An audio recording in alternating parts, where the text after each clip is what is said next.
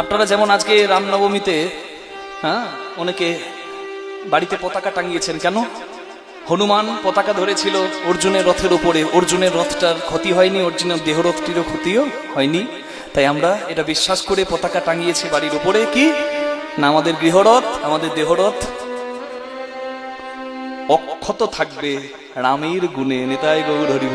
রাম নামে বজ্রপাতের ভয় যাই দূরে।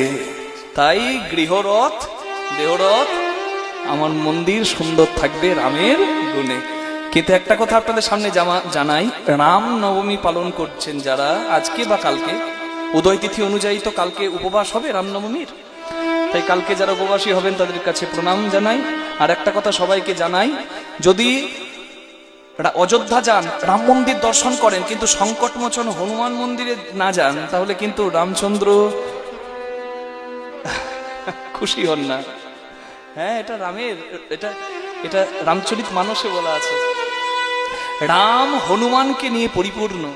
তাই রাম মন্দিরের কাছে যদি হনুমান মন্দির কোথাও না থাকে, তাহলে রাম মন্দিরও যেন অসম্পূর্ণ। হ্যাঁ গো, তাই বলি যারা রামনবমী করবেন অবশ্যই তাদেরকে হনুমান জয়ন্তী পালন করতে হবে।